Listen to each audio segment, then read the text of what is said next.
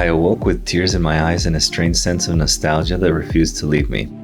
My chest felt lighter than it had in years, as though I had just been reminded that happiness still existed somewhere in the world.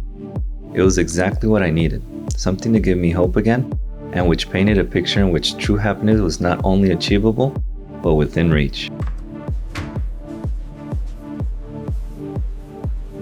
Although it came from a dream, dreams, if seen the right way, can be considered a first stepping stone to making things a reality. After being invigorated by my dream and getting a good idea of my surroundings, I decided to take a shower and go for a swim before calling it a day and heading home.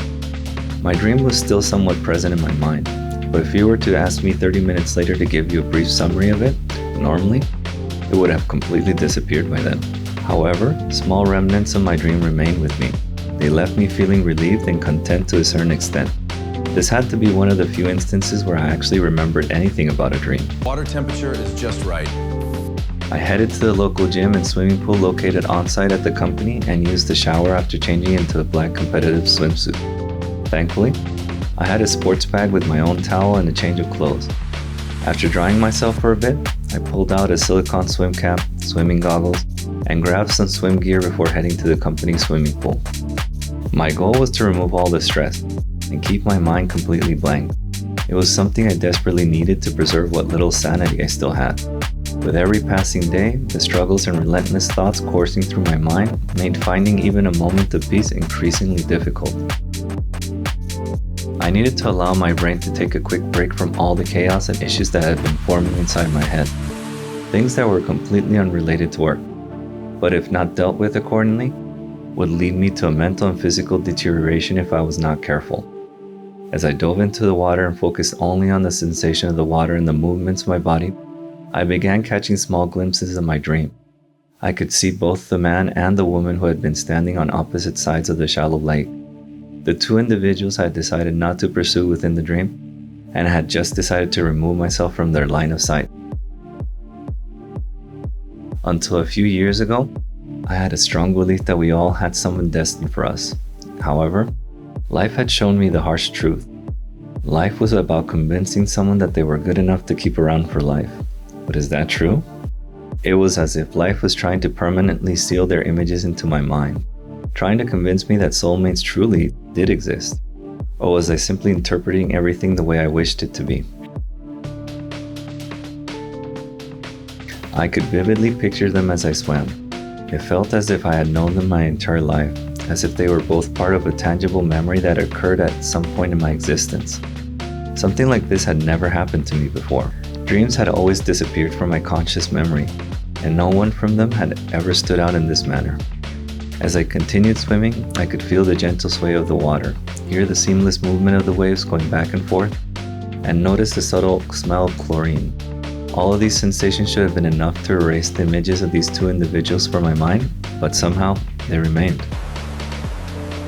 When I got out of the water, I tried to focus my attention on something else, anything else.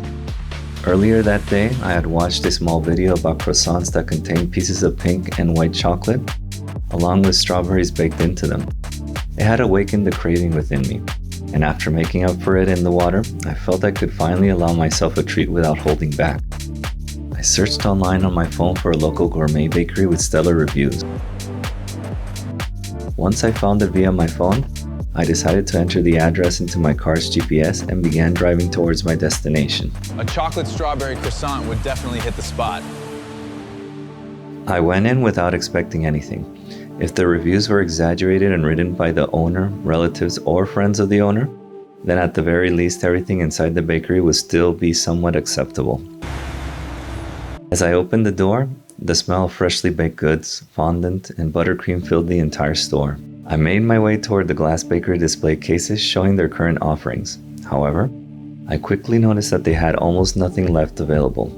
Apparently, I had arrived at an hour and nearly everything had already been sold. What do you recommend?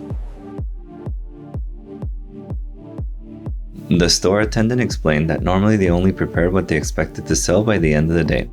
Because of this, she recommended that I come early in the morning if I wanted a better chance of getting something freshly made for the entire day. I did not want my trip there to be wasted, so I turned to the side and looked over their menu, along with a few items that were still available. And that was when I saw her. What are your best sellers? Oh, everything here is delicious. Green eyes and dark blonde hair, exactly as I had seen her in my dream. However, here in real life, she was standing only a few feet away, working on a custom cake. I panicked. I turned toward the bakery attendant and began to stumble over my words. "Thank you, but I will try to arrive a bit earlier another time." I walked quickly toward the exit of the bakery. I was beginning to have trouble breathing. I felt completely out of air. Thank you very much. Have a great day. Once outside, I walked back toward my car, placed my elbow on top of it, and tried to take deep breaths. As I was leaving the bakery, another man was entering. He was the spitting image of the woman from my dream, except he was a man. Could it be possible that this was her identical male twin? I had never experienced anything like this before. My breathing became heavier. It had to be him. He was wearing the same bakery uniform that all the employees had on. Maybe I should go back inside. As soon as I got into my car, tears began forming in my eyes. It wasn't the first opportunity I had walked away from. Was life trying to show me one of my two soulmates? I began taking long breaths, almost wheezing between each one. This was the most unreal experience I had ever gone through. Why do I always do this? I could almost smell her from the cash register. The chamomile scent from her hair, the dragon fruit body wash, the chocolate tonka soap she had used, and the violet sugar scrub she had applied to her face that morning. Even though she was only a few feet away, working on a custom cake, and had never noticed me, I felt the strongest attraction I had ever experienced toward anyone in my entire life. The entire time I was walking back to my car, my mind was telling me to turn around, to go back inside, to come up with some witty remark that would get her attention and finally put an end to all the thoughts racing through my mind.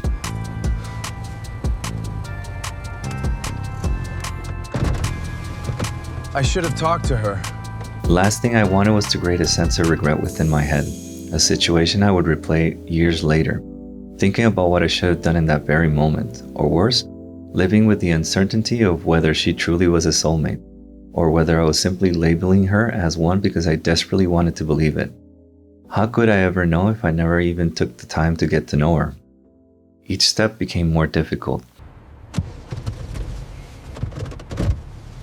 Damn it. It was as if even my body wanted to force me back into the bakery and refused to allow an opportunity like this to slip through my fingers. A deep sadness began to take hold of me, accompanied by guilt. I felt as if life was telling me that I owed her at least that much, an opportunity to speak with her and simply see what would happen.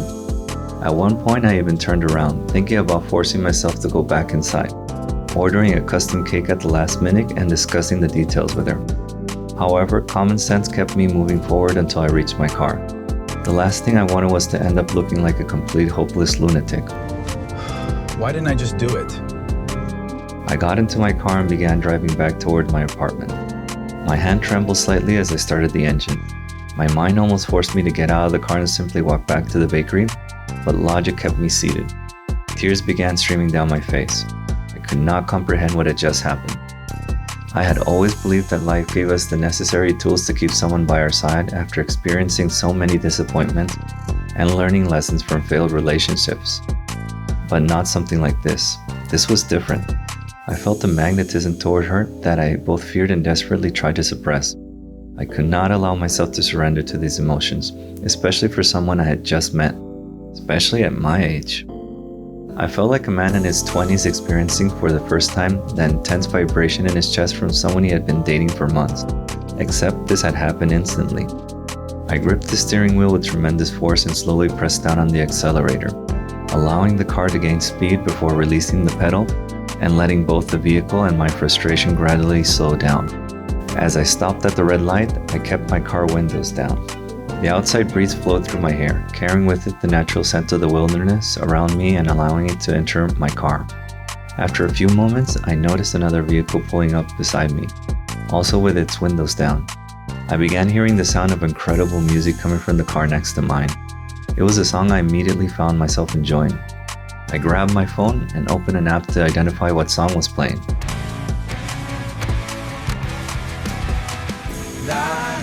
As I tapped the app and glanced subtly toward my left, trying not to appear obvious. There he was, the man from my dream, dark blonde hair and blue eyes. I was in complete shock. I maintained my composure as he began lightly dancing while sitting in his driver's seat, singing along with a song playing through his car radio. It was as if he were standing in the middle of a dance floor at a club or performing at a concert. That was when I knew. Once the traffic light turned green, he drove away. I remained there for a moment, trying to understand what had just happened. Both people from my dream had appeared before me on the same day. What song is he listening to? As I continued driving, I felt completely restless. Had I failed them both front? Could I have done something differently? My mind begged me to press the accelerator and follow him, but logic kept me moving forward toward my apartment. I could not allow my instincts to take control of my actions. I needed to make sure this overwhelming mixture of emotions had time to settle before I did something reckless and appeared like an unhinged person.